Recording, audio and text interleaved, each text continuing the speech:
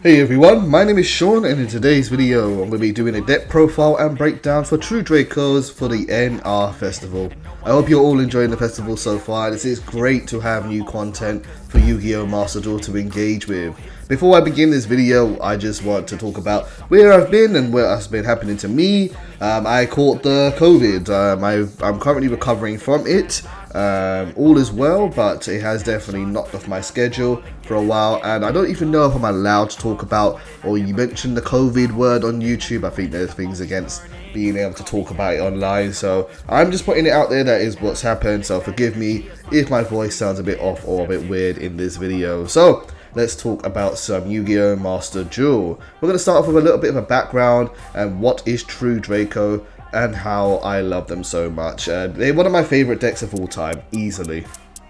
They're very different to a lot of decks, where they are a deck which focuses on tribute summoning rather than special summoning. And then what's great about them is that they use continuous spells and trap cards to tribute summon instead of a monster. Thanks to their spell cards, they can use multiple tribute summons in every single turn, and they can also do it during your opponent's turn as well, thanks to their trap cards. Because you are focusing on not for a summoning mechanic as special summoning, you can complement the deck with cards like Harder Demise, which lets you draw up to 3 cards, or Portal Duality, or even use really powerful cards like the Monarch's Erupt, which can basically do a skill drain effect on the field for everybody except for tribute summon monsters. This deck is really good, and it's a deck I take to Platinum 1 in every single season of the game so far, and I think it's very powerful. But as you can see in this build here, the real reason why I'm showing you this build here is there are a lot of super rares in normal True Dracos and definitely some ultra rares, so adapting this deck in order to be able to be viable for the NR Festival did take me a little bit of work, especially because a lot of our starters are not available to us as they normally would be. So let's go and talk about that section here. Starters are cards that get the deck going. They are the things that allow you to search out, draw more cards, and set up your plays. And for this festival, this is what we are doing. First of all, you have to maximize on playing as many True Draco monsters as possible, and so we're doing 3 copies of Ignis Heat, 3 copies of Majesty Maiden, and 2 copies of Dreaith III. And this is really just so you can do a tribute summon. If you don't have a monster that you can tribute summon out, this deck really begins to slow down, and so you want to get to these cards as soon as you can. And unfortunately, Dynamite Knight is a super rare, so you can't play him in this format. So instead, we're doing 2 copies of Dreaith III. So these are your starters, those 8 cards, but we're also playing 3 copies of Card D. Card D is nice for this deck. It says during your main phase 1, if this card was normal summoned during this turn, you can tribute this card to draw 2 cards, but then it becomes the end phase. You cannot special summon the turn you activate this card. This deck card works really nicely with True Dracos because 1, you don't special summon anyway, so well you do, but you don't have to in order to get the deck to work, so Card D works nicely. And also you don't have to use your normal summon on a True Draco monster because your spell cards are going to give you extra ways to do tribute summons, so it doesn't really matter too much if you summon with a different monster like Card D. You really want to use this card as like a last resort kind of method card, where if you really have to give up your battle phase, then go for Card D instead. But when you're in a situation like that, getting the ability to be able to draw 2 cards, especially in a format like that we are in, where there aren't too many cards that can draw multiple cards out of the deck, Card D is very powerful overall.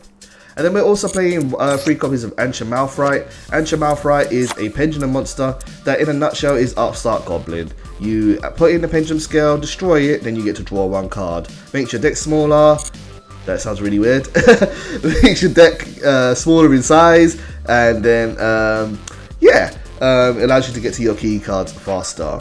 It has another effect, which is an extender effect, and so let's go on to that section now. Extenders, they're cards which continue your plays, let you draw more cards, set up monsters on the field, cards that require a bit of setup and they can't be played straight away, and so we have 24 extenders for this deck. First of all, we have our True Draco monsters. Ignis Heat and Majesty Maiden allow you to get extra cards for free every time your opponent uses a card effect.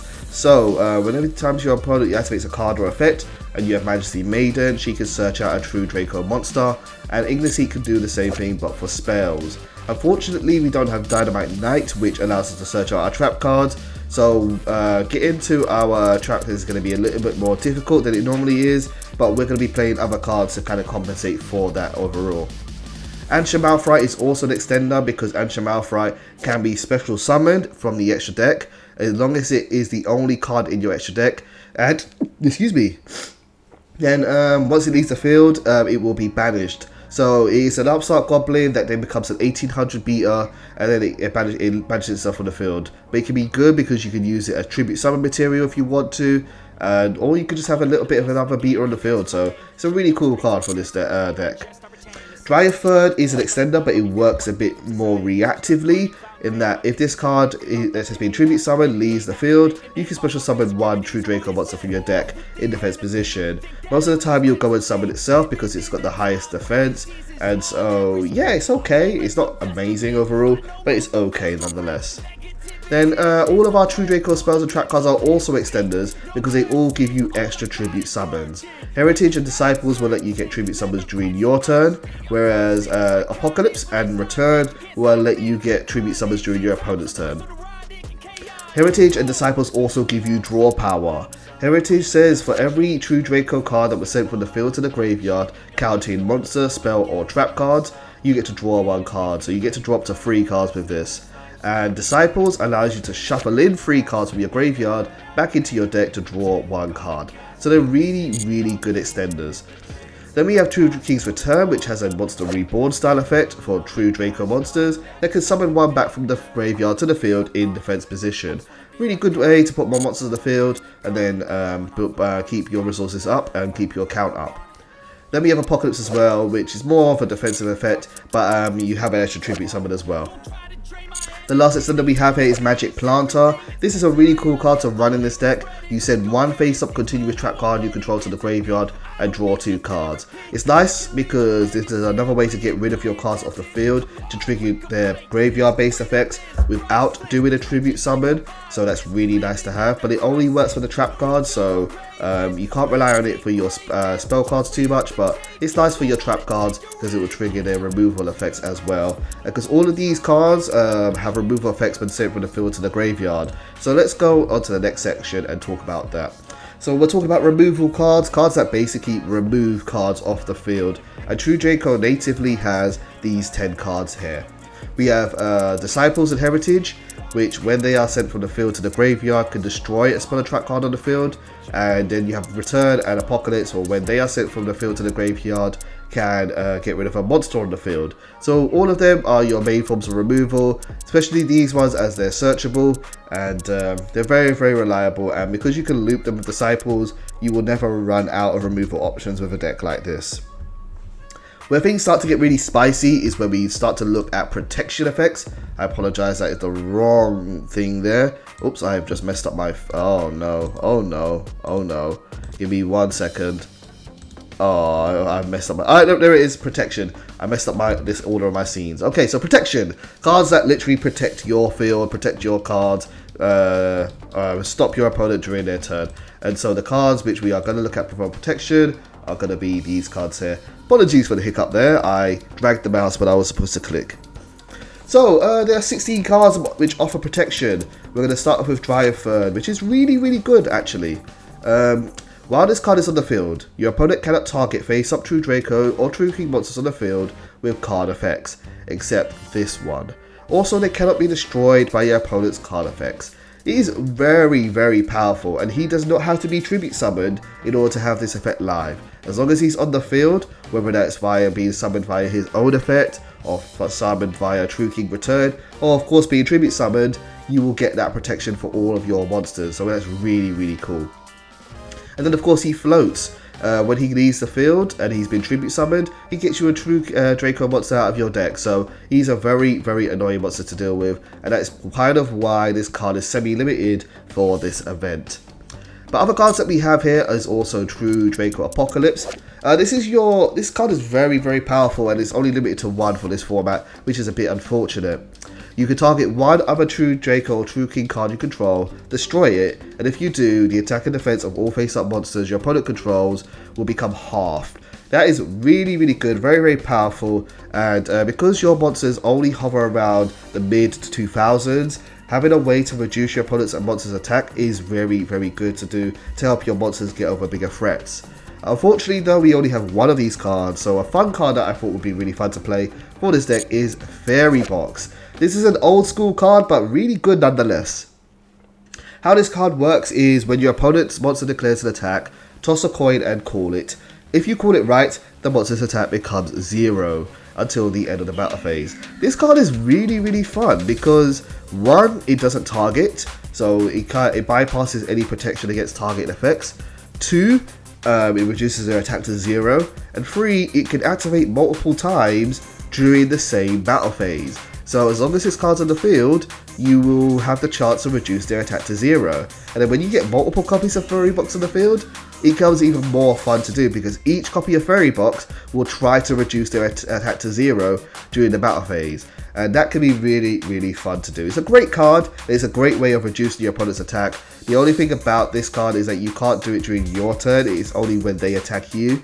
And if your opponent says, hey, you know what?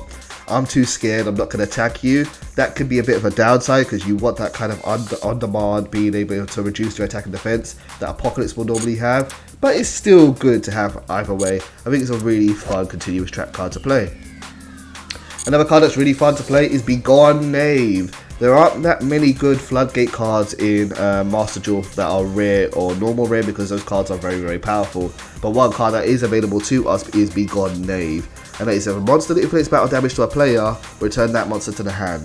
This works really, really well against many decks. And it doesn't really hurt you too much because having a true Draco monster return to your hand just means that you will be able to tribute summon it again. And with trap cards like Return or Apocalypse, you can do that even during your opponent's turn. So Begone Knave is really fun to have and it's a good form of monster removal that will last on the field for as long as it remains there.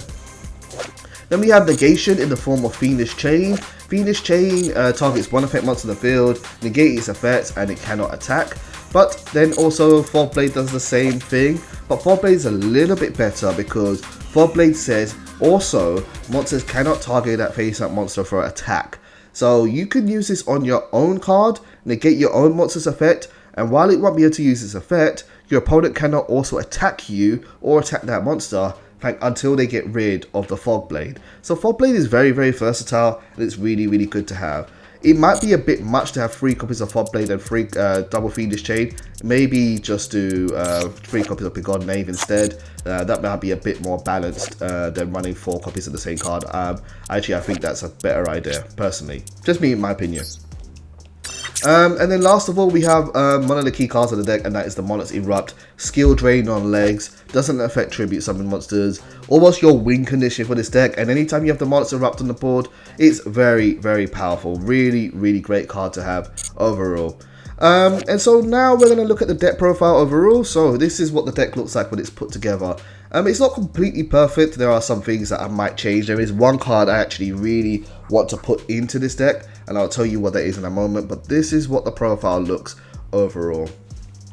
So we have 3 copies of Cardi, 3 copies of Majesty Maiden, 3 copies of Ignis Heat, 3 copies of Ancient Malphite, 2 Dreaith III, 3 Magic Planter, 3 True Draco Heritage, 3 Disciples of the True Draco Phoenix, 3 Fairy Box, double Begone Knave, well that should be triple, Fiendish Chain I'm actually going to get rid of, the Monarch's Erupt at 3, Fog Blade at 3, True King's Return at 3, and 1 True Draco Apocalypse. There is one more card that I would like to put into here, that is just a bit of protection, and that is going to be Strike of the Monarchs. Strike of the Monarchs is really good.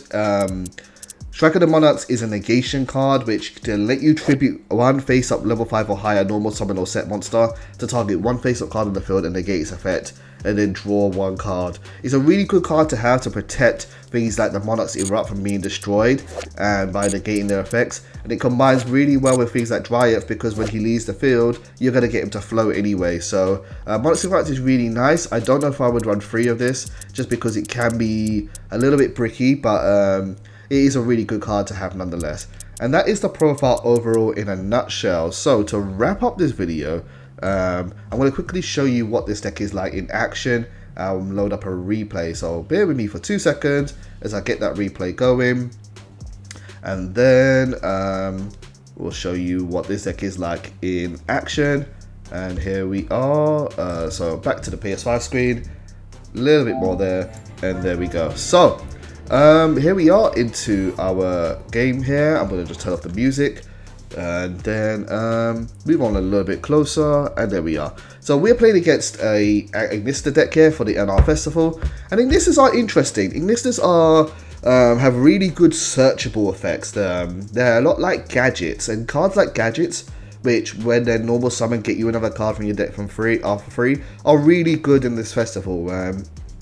Gadgets are considered to be like one of the best decks in the current format, and there's other decks as well that I think are really good that I'm going to do profiles of as well, that I think are very viable for this format. So seeing Ignisters play is going to be really interesting.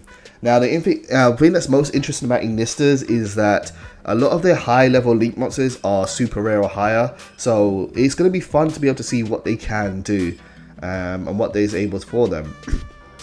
One thing that's cool here is that he's using Cyber Switch effect in order to search out the Ritual spell and Ritual monsters for Ignisters, which is a card that the deck does not normally play. But it is a good card nonetheless, and I think it has like a mass removal for spell trap card effects on the field. So it'll be interesting to see how good that card works in this format. And that's kind of why this format is really, really fun, is because I'm seeing a lot of decks that you wouldn't really expect to be played in this festival, and you're like, oh, I didn't think you'd be playing that. What can that deck really do in this format? And it's really fun to do. I'm even looking at things like Sky Striker, which are nowhere near as powerful as they normally would be, but at some way they still are kind of viable. You just have to be very creative with what you're doing, and any format that boasts creativity is always good. So the NR Festival has been pretty good in my opinion. I really, really like it, and it's good to see people engaging with it. We're going to start on our turn here. We're going to start off with a copy of Ansha Malphite. We're going to destroy him in order to draw 1 card out of our deck. However, our opponent is going to respond, and they're going to use MST, one of the most popular cards of this festival, to destroy it from the field. And so that's going to pop out Ansha Malphite. That, to be honest with me, is really fine. I don't care that I lost my Ansha Malphite. It was going to just let me draw 1 card anyway, so it's like negating Upstart Goblin. If you're going to waste a resource on Upstart Goblin, all you're going to do is trade with your opponent, so it's not that bad that we lost that card. And now we're going to do a tribute summon by tributing a copy of True King's Return to summon out Ignis Heat. True King's Return, when sent from the field to the graveyard, is going to let you destroy a monster on the field. So what I am doing here at the moment is I'm actually just reading up what TIE Strike does, a card that he searched out earlier. And I do realize that I could have done that during the game's main menu, but I was doing it online on Google. And TIE Strike, what he searched out earlier, is a quick play spell card that has the effect of being able to, during the damage step, when 2 monsters are battling, you choose 1 monster in the field, and that monster gains attack equal to the monster that is battling. And then the opponent whose monster was destroyed by a battle from that battle will take damage equal to that monster's original attack. So it's a very, very powerful card. And what I was looking up there was, is that card only for Ignisters, or can it work on Cyber Switch, which it could. So I decided to summon an Ansha Malphite, use that to destroy Picari, see if he uses his TIE Strike, and he chose not to very, very wisely. And then we set 2 cards on the field, True King's Return and also our Monarch's Erupt. And anytime you have Erupt on the field, I always feel like I'm going to win the game, because Erupt is a very, very powerful card. And however, it's this scenario here where which is why I decided to put in a Strike of the Monarchs into the deck, because normally when I'm playing this deck, I always have like a Solemn Judgment or a Strike of the Monarchs ready to negate any back row removal my opponent has, so they can't get rid of Erupt. And now I just realized that, he's going to destroy my Erupt, and there's nothing I can do about it because I have no protection for it.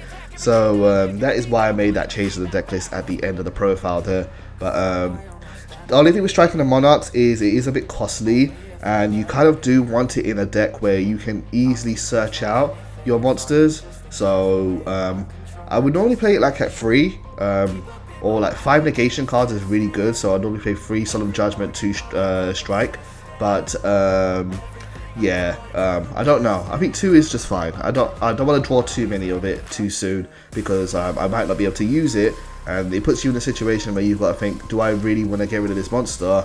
If I do, am I going to be able to get it back? So opponent continues his turn. He summons that Picari, and this time he is going to go to the battle phase, and he is going to attack Ignista, or Ignis Heat, Ignista and Ignis Heat. And Ignista is going to attack into my monster, and there's no protection I have right now, so we are going to lose this battle because he's going to use Tie Strike. I remember this card being used in a sneak peek event when Ignistas were first introduced to the TCG, and Tie Strike was a make or break card. Like, it was a really good card for the sneak peek format, because when you're playing a sneak peek format, you're only playing with the cards that are released in the set. And so there aren't that many forms of monster removal, and so Tie Strike was really good in that format if you managed to pull a copy of it, and that wasn't too bad because it was only a common in that format. We've drawn into a copy of True Draco Heritage. Now, what I could have done in my last turn is I could have used True King's Return to revive Ignis Heat and summon it back to the field to have multiple bodies, but I decided that I really wanted to dig through my deck first. And so I could have done that, that definitely would have been viable, but I wanted to have 3 cards in my graveyard to be able to shuffle back in for Disciples of the True Draco Phoenix. And so we have used Magic Planter on return to send it to the graveyard, and then return activates the effect to be able to destroy a monster on the field. And then we're going to now use Disciples of the True Draco Phoenix to shuffle in 3 True Draco cards from our graveyard back into our deck. And I'm holding my fingers here, fingers crossed. I really must draw into another monster that can be tribute summoned. Otherwise, I'm going to have cards on my field that aren't going to do a whole lot. And unfortunately, I didn't get one. I got Ancient Malphite. So we're going to use Ancient Malphite straight away. We're going to activate the effect, and then we're going to use this effect to draw 1 card, keep digging through our deck. And then we're going to, fortunately, draw into a copy of Dreaith III. So this is really good.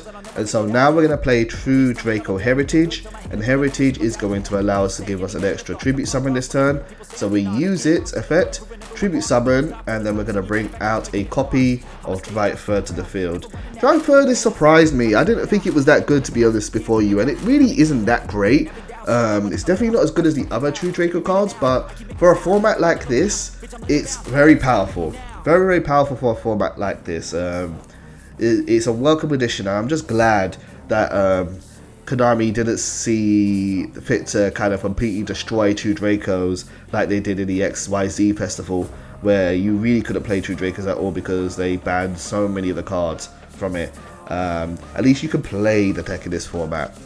Do I think True Dracos is one of the best decks in this format? Yeah, I think it's pretty up there. It can brick because obviously it hasn't got things like Card of the Demise and Pot of Duality to go completely just nuts off. But I think it's pretty good. I think it's very versatile. It has decent attack monsters. It has good removal effects. It has good floodgates. It can be very annoying to deal with. And out of nowhere, you can summon a bunch of monsters to the field and swing for game just like we are doing right now. So we attack with Ancient Malphite. And then we're going to do attack with Dreaith, that's 3900, and then we're going to wrap up with Majesty Maiden to go and win the game. And so that is True Dracos in a nutshell in the NR Festival. Guys, I hope you've enjoyed watching this video. I hope you guys have enjoyed this deck profile. Let me know if you build this deck yourself, or if not, what are you playing for the NR Festival? There are other profiles I'm going to be uploading, so stay tuned to the channel. But as always, thank you for watching my videos. I'll see you soon. Take care.